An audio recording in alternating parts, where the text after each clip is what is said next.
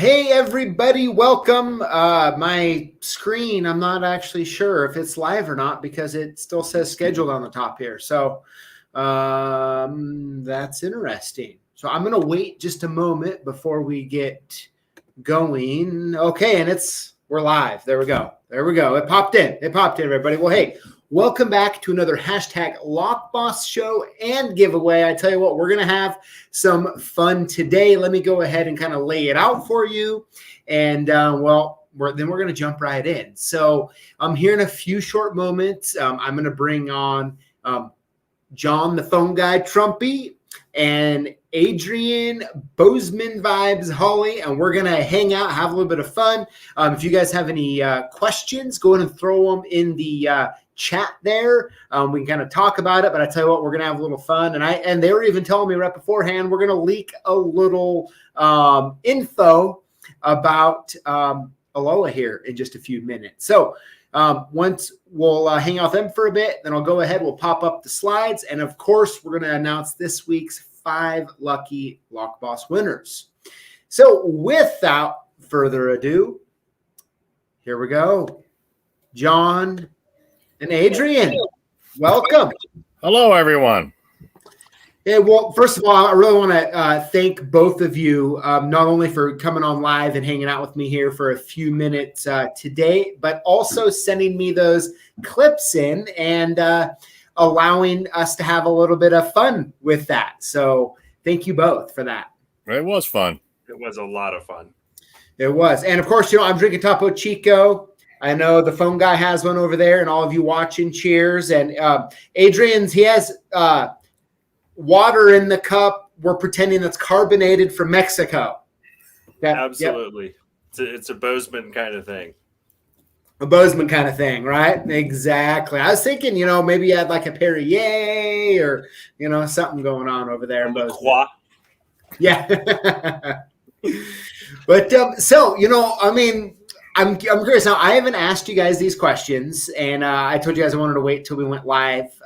It'd be more fun that way. But so, what were you thinking when the video came on and you guys start watching? Are you wondering, how's this going, or what were your both initial thoughts?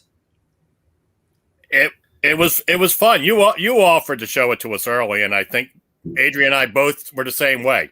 No, we don't want to know. We want to wait and experience it along with everybody else. He won. I have already put in my application for the senior league, for the seniors tournament. It's okay for Greg Norman. I think I'm ready.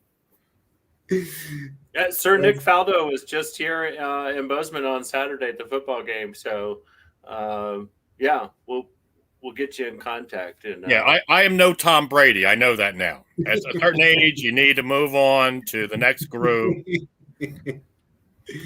I was excited, but I was also a little nervous because I was narrating during the pinning, and I wasn't sure if that was going to be aired during the video.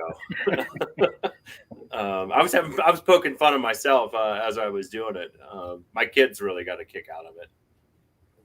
I did get some interesting tweets. I don't know if you can see that, but it's immediately after it comes in as loser. A whole bunch of emojis. Adrian is not only better looking, but a better locksmith. These are the types of tweets that I immediately get after, and I just simply answered, yes, he is. I can only imagine who that came from. You know him. He serves on the board with us. Oh, my gosh. Well, and the Bozeman Vibes things, too, was just hilarious. That was well done, PJ. Yes, thank you. And that was something that, I did kind of ask both of you what your names were, like any nicknames you had. And John said, the phone guy, right? And then you didn't really have, nothing like really came out, so I was like, Man, and I watched your video, and I was like, he actually looks like a guy who would be out of Bozeman, Montana. I was like, Bozeman vibes. And I was like, I asked some people here. I was like, hey, could that any way be offensive? And they're like, no. I said, good. I'm running with it. So I was a little nervous myself. I mean, it's actually pretty hard for me to watch that. It was hard to watch, but it was good. It was good. I think it was a lot of fun. Well, on the board, we nickname him the Adonis because we've all seen him without a shirt, and the man is just oozing athletics. He does all this outdoor stuff. I'm sure he killed a bear over the weekend with his bare hands too, while pinning a core. Yeah. True. I mean, I don't want to toot my own horn here. Yeah. So if you go to Orlando, you may be able to see this man poolside. It's impressive. Ooh, live poolside with Adrian Bozeman vibes, Ollie. I love it.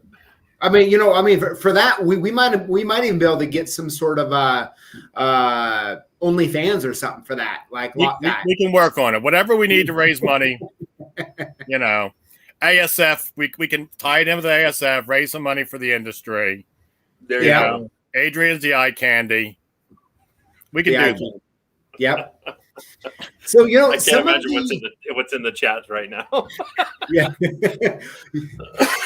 So going through some of the comments, there were a few people were like, hey, so do both of them pin locks every day? And I thought that was a good question. And so starting with John, do you pin locks every day? No. My staff pins way more than I do. Okay. I'm guessing at one time you were pinning locks. Oh yeah. I mean, I've been at the university for 30 years, so the number of cores I've pinned over the years is just enormous. But I do not. I actually, there's many days I don't have a tool in my hand.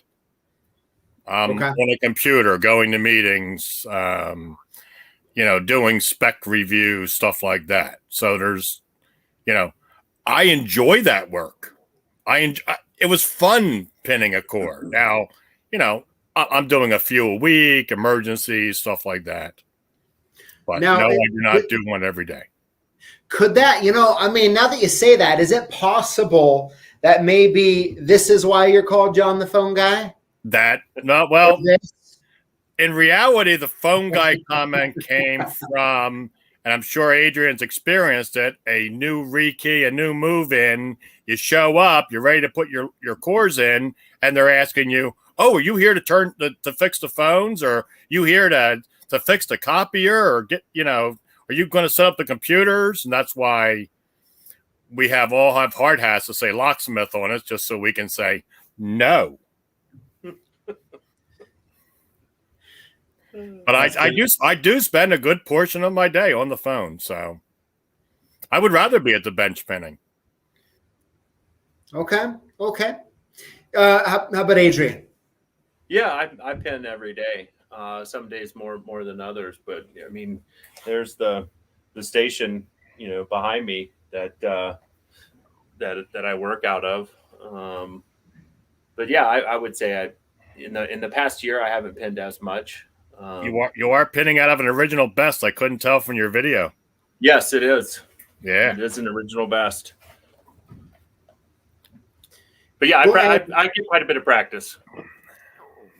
Okay, and you know what? It's dawned on me. I don't think I really introduced either one of you. I assumed everybody knew who you were, and I know we're 10 minutes in, but hey, never better late than never.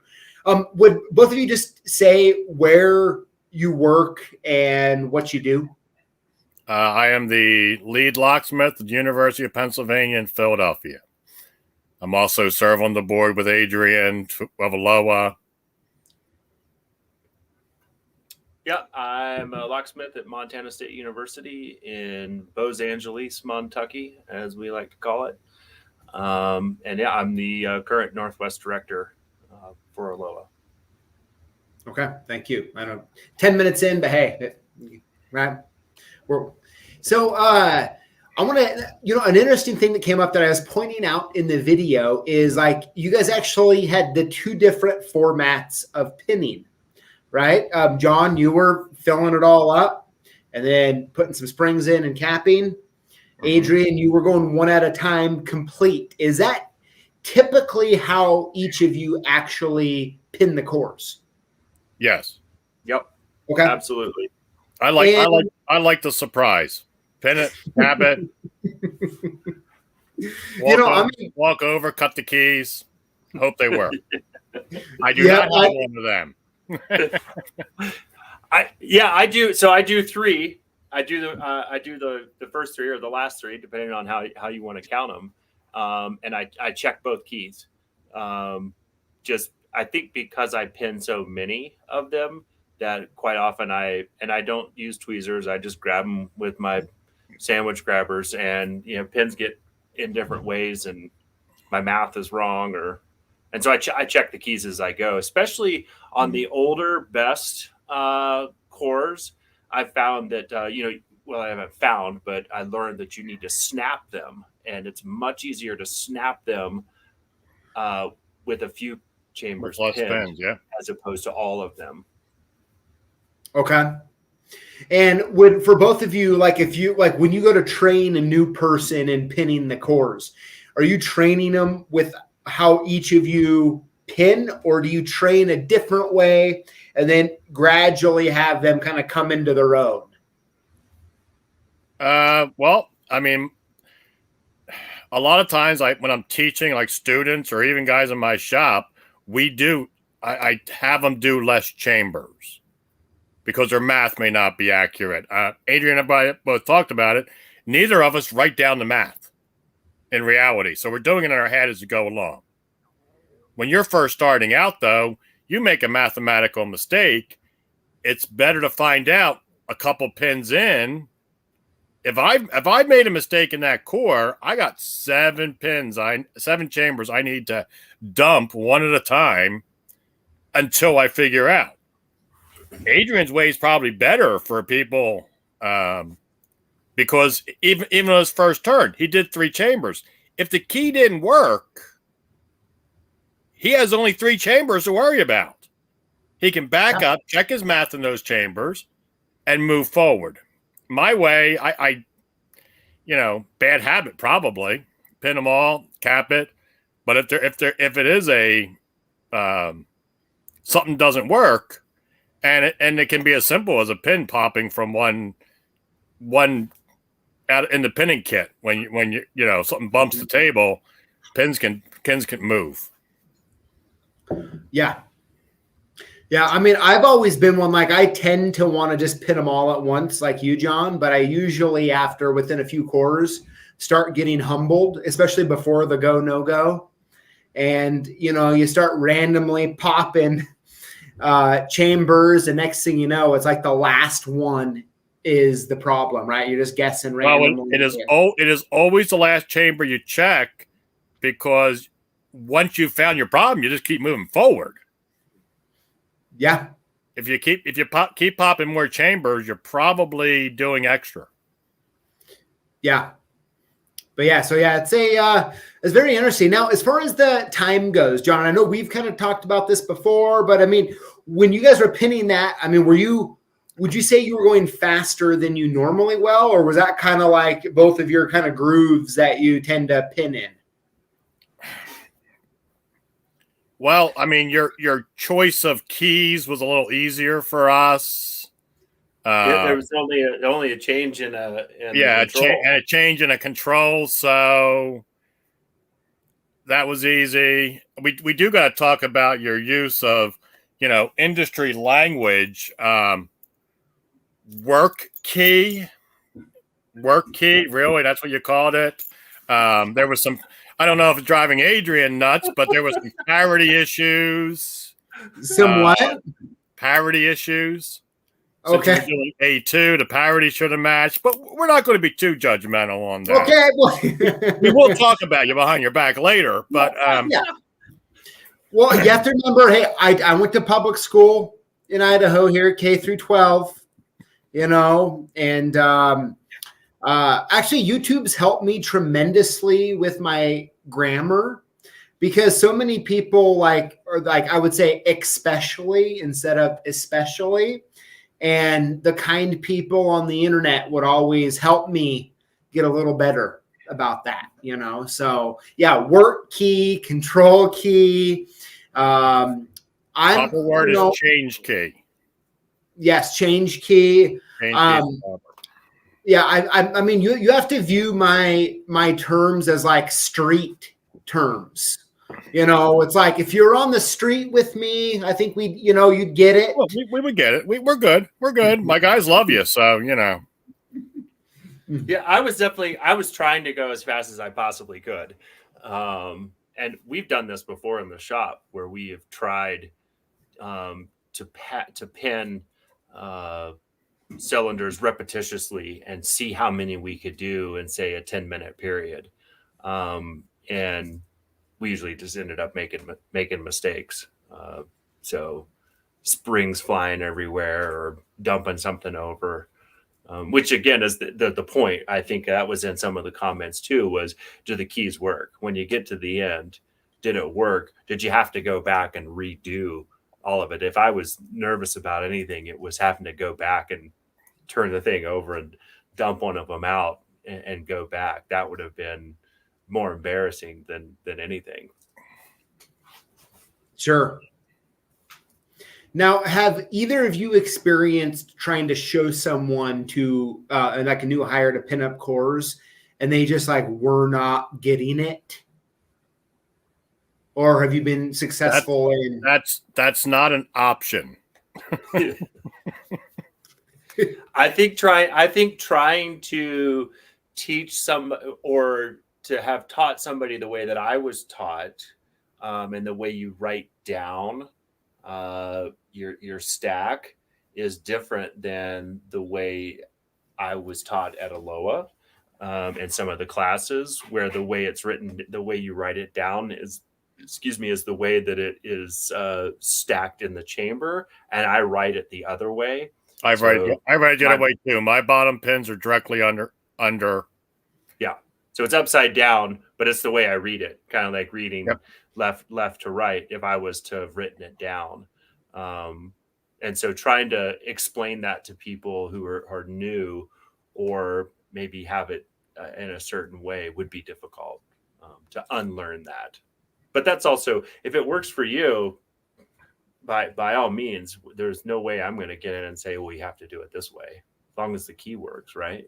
Every one of my employees does it differently, writes them differently. I've had employees that write the 1 to make it the 17 or the 16. I've had the ones that write the 23 at the top. You know, each person writes them differently. Like I said, Adrian and I, neither of us write them. So unless I'm pinning multiples, then I'll write it down. Yeah, and that's, I think a product too for me, and I'm sure this is true for you as well, John. But when we change something like in a dormitory, when I go and change, I rekey a room, I'm not dumping the whole thing out. I'm not starting fresh. I take a recycled one and probably at the most dump 3 chambers, and pin it back up, because we're picking out of the available biddings that we have, which means that it's then going to work with the great grandmaster, the building master, so on and so forth. And the math that we use to derive that out of the list, to make it as simple as possible, is where a lot of you learn a lot about bidding lists and how keys work. So yeah, I very rarely do I pin from the start. Anything that we always do, but we don't keep all old cores come back, get scrapped. Yeah. Unless it's like a brand new core. We almost always start with a new core. There you go. Very interesting. Yeah. I mean, it's great talking to both of you who literally, it's like talking to someone who programs keys to cars all day, or, whatever like their main specialty is, like a lot of times some of our knowledge in the different area is about as deep as a puddle, right? And in your guys' case, it's very deep and very extensive, and understanding those big systems and like Adrian said, being able to go to a place, take out a core, understand what's going on in the system, and only have to knock out 3 or so of the chambers. I mean, that's like, that's mastery of that business. It's really, really neat. Really neat. It's a lot of organization, right? Like if there's one thing that gets me really turned up, it's when things are in disarray. And there's absolutely no reason for it to be that way, right? Because we have it laid out for the next 25 years. This is the way it's going to work. And as long as you keep your records straight, you can walk up to the door, you can take the information off of the computer or out of the notebooks and go and solve a problem pretty doggone quick. When somebody does something like takes a door off and moves it and puts it somewhere else, and you show up and you go, I don't know why this, the customer's complaint is my key quit working all of a sudden. Well, that's unusual. Just doesn't happen. Oh, somebody moved a door and they literally will take it off the hinges and go put it somewhere else. Carpet. When people put carpet in. Yeah. They lay carpet in an office. The door that was there is no longer there. They took the doors off, put the doors back on. Yeah. But yeah, I was interesting too. John, did you pin a best cylinder? Yes. Yeah. And I chose to go with a Medico instead of a best, because I end up doing what you were doing with my knockout tool, is pushing the pins down in there for some reason. Yep. So I thought it would make me faster. Well, after I watched the video, I realized that I'm glad I picked the best, because you look in the background, it looks like I do nothing but Medico with the large stack of cores sitting there. It's kind of a, ad for them. And, so. It's interesting though, how the different manufacturers have these nuances. And especially if you, whether it's a conventional cylinder or small format, large format, the nuances of what the different things you have to do to make it work when you spend that much time in it. I made an obvious, or I made a very direct decision to choose that cylinder because of that reason. But well, sure. I have a Medico ejector sitting right there too. Yeah. Okay. But you don't have to put in the bottom, because the sidebar, the actual locking mechanism holds it straight for you. Yes. So, is what I'm hearing, in hindsight, I should have went to wish.com and ordered a couple SFIC cores and sent them to you guys. I think we both have enough stock that you probably could have picked any keyway, and I know we can handle it. I'm sure Adrian can too. I was really hoping that there weren't going to be a whole bunch of number 4 pins in there. So I noticed no 7s in the control and was like, oh, cool. No, not 9s in the control. And I'm like, oh man, this guy just made it too easy for us. Then he makes parodies, and we picked up 4s in the build-up pins. So you're saying I softballed you a little bit on that? We thought you did, and then we thought you were an evil genius. Yes. There was no 9s in the control, so there would be no 4 driver pins. Well, and that's the other thing too, is not having a master key in there just to change a control. Threw me for a little bit of a loop too, because it's very rare that I do shorter math. Usually it's long, much longer, and especially if we're we never do this. We never cross key, but when we do cross key, and you're stacking stuff in a chamber. Yeah. But you did end up with 1-4 in your thing. That's good. So, all right. So, man, I've had a blast talking about this. It's fun. I mean, you guys are experts in that, and it was fun to watch you sit there and pin, and so quick. I mean, a lot of the comments, right? I mean, under 4 minutes. That's fast. And I mean, from what I could tell, is kind of what you both said. That, I mean, it seemed like it was just another day. You know, you were sitting there doing your pinning up a core. Mm-hmm. But so I want to transition a little bit over to Aloha. And, I hear you guys have a little bit of alpha to leak to us. We do. The 2023 convention will be, Adrian? Well, 2023 is in 2024. 23 is in Orlando. I'm already talking on 25. I'm working on 25 now. So 2024, 2023 is Orlando. 2024 is. We're going to be going back to Las Vegas, Nevada. Wonderful. That's, I think, great news for everybody. I mean, talk me through how that vote went down. Like, was it a landslide? Like was there a second place that was kind of close? I mean, how much can you tell us? Only one proposal actually goes before the board because it's a contract.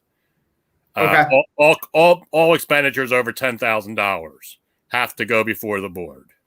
So they get presented with the final contract. We did have other proposals that came in, and some of them were absolutely insane. Crazy. $260 for a room in, I can look up the other city, but it was like, wow, I don't think I'd spend $24 in that city for a room. But some of the stuff was insane, but that way. But then the vote goes through, and all directors get word in on it. Okay, and I'm curious for both of you. I mean, where is your if Aloha was about John or about Adrian, like where are you setting up the show at? Oh, Vegas is always. Vegas is Vegas. So we'll always be in Vegas every 2 to 3 years, regardless. Yeah, man. If I have my choice, Vegas is easy to get to, right? And it's the closest easy place to get to out west here. It's a big draw, right? We have good shows there, but. And, I'm not afraid to, I've said this before in board meetings, that somewhere like Salt Lake, Denver, something that's just different. It's just not Vegas, right? Heck, even Seattle. But that's the thing about these choices as a board, as an organization. There's a lot that goes into these decisions, and that's not just, oh, well, that's a cool city, right? Like John was saying, we looked in other places, and we get proposals from different areas, and if the money's not right, if it's just too expensive, it doesn't make any sense. I actually have the list here. I just pulled it up. The other cities, we do what they call a proposal. We send it out asking cities. We give them our dates, our basic room format, and then they come back with basically bids. So we were Indianapolis. They wanted $239 a room night. We had Union Station in St. Louis. That gave us a proposal.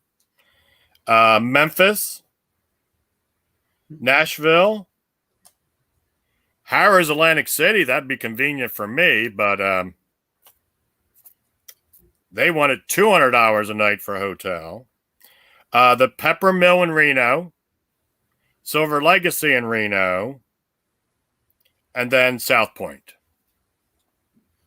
Okay. And I can announce we have an $80 a night bill for the midweek. It goes up a little bit on the weekend. Very cool. And our members love that place. Every possible food group. You can eat on the cheap. You can get to the strip. Yeah. $80 is just like phenomenal for a room.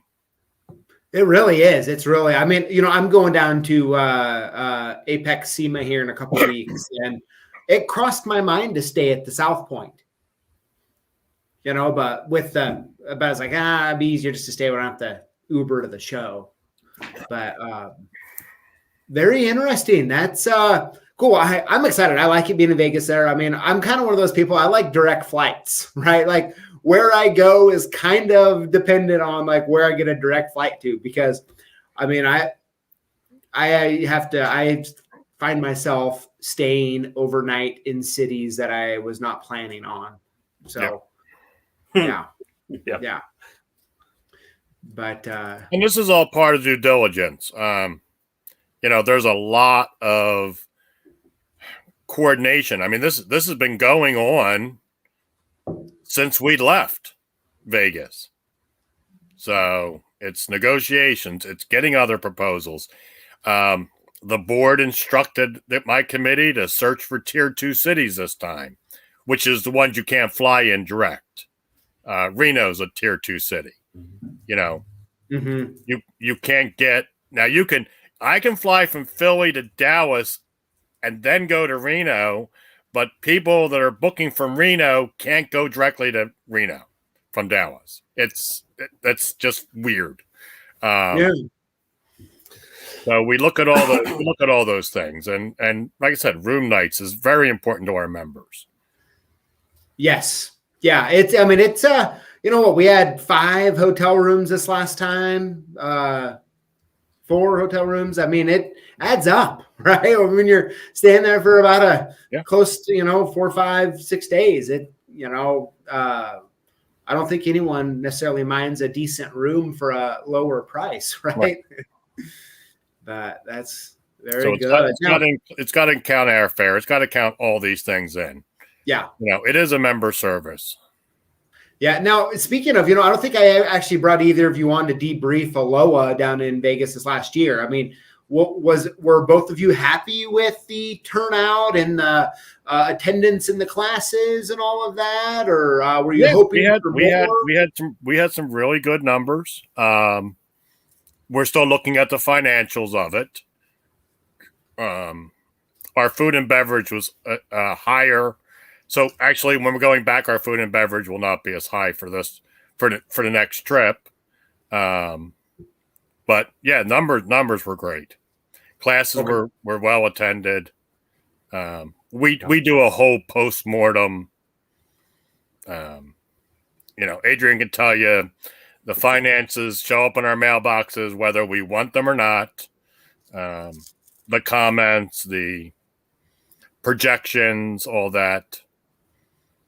So, yeah, I thought it was a great show. I talked to as many members as I could while taking. I took a full slate of classes while I was there, and then as a board member and as a director, just going around and trying to meet people in my area or that came from my region, and ask them how things are going and what we can do to help them get to the regional areas. I think that's important too, is Aloha puts on a big show, annual show every year.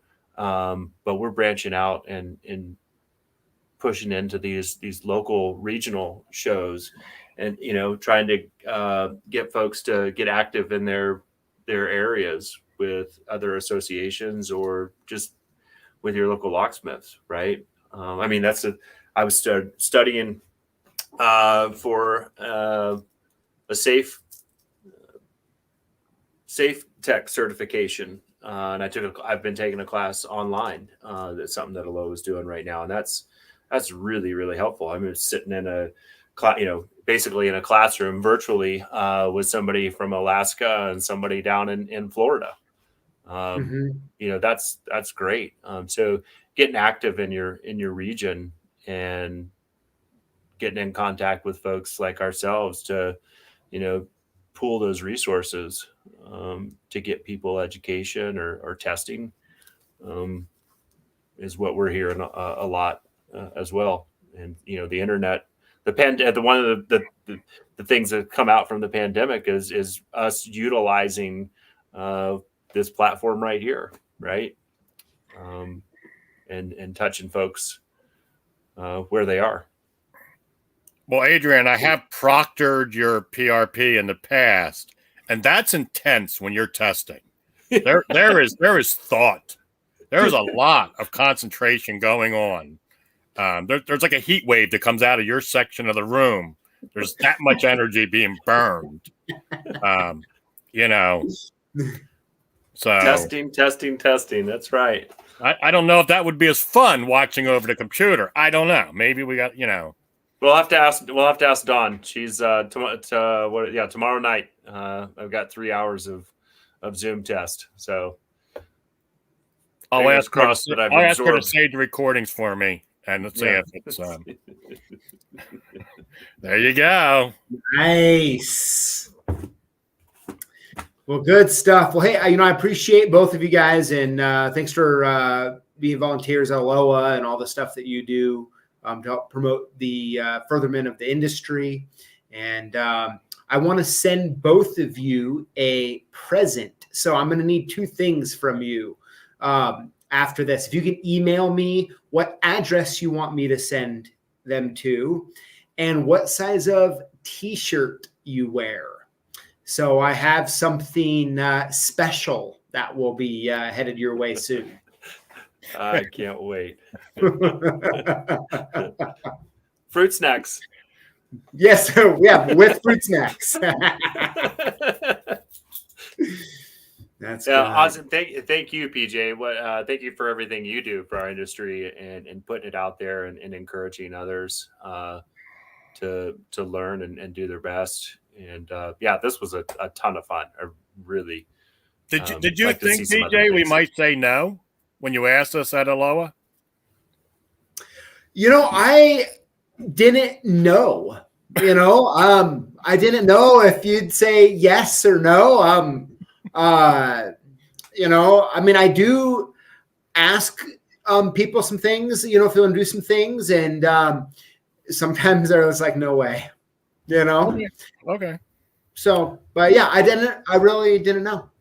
Well, because we were doing, it was a Tuesday night deal, and you were asking questions. What if you were in the Locksmith Olympics? What would you medal in? And people were saying all kinds of different things. And I said, small format pinning contest. And you said, hey, let's get you and Trumpy and let's have a showdown. It's fun. I think it's fun. One of the things I enjoy about like the battle we did and so many of the other stuff we do, it's like sometimes we want to take everything so seriously, and it's it was a 1-second conversation between Adrian and I on the show floor. It's like, I know, we'll do this. Yeah. I was a little surprised how easy, like you guys were both like, sure. I'm like, sure. Wow. Okay. That's awesome. Let's do it. Well, then you read through the comments, and that's the thing. Like people that aren't comfortable with this or don't do it very often, are curious, or people that have done it quite a bit, give their 2 cents. Right? There's 1,000 things you can learn from watching somebody else do something, and I'm very willing to put myself out there and have somebody say, "Well, that was weird. Why'd you do it that way?"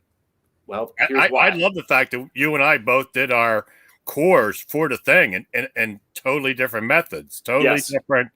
That was not planned. That was not planned to do it that way. And it shows. I have a hard time understanding why more locksmiths are not doing SFIC.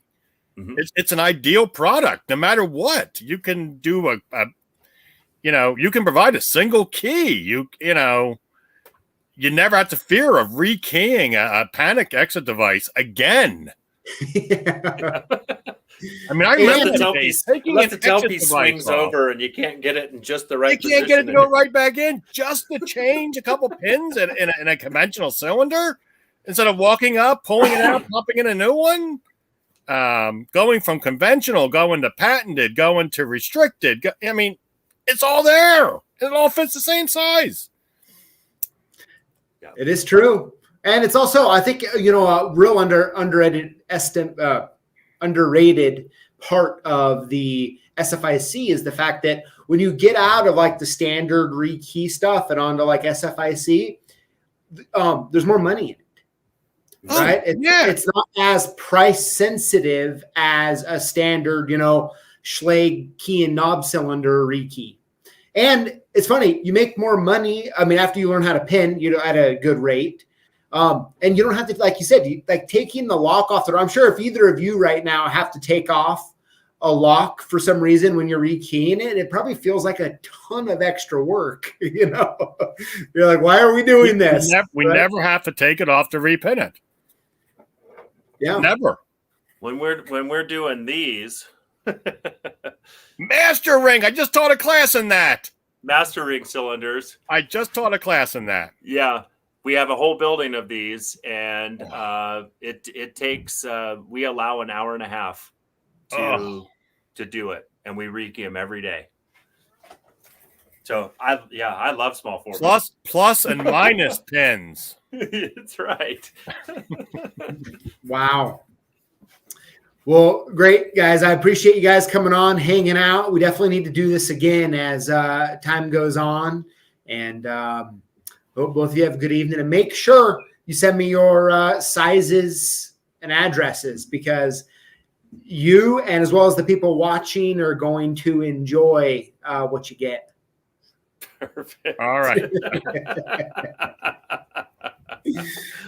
Oh, good stuff. Awesome. So, all right. Well, I'll go through and start announcing the winners. Thank you guys very much for coming on, and I guess I'll see you in our emails soon. Sounds good, PJ. Thanks so much. Thanks, Adrian. Talk to you soon. See you, John. All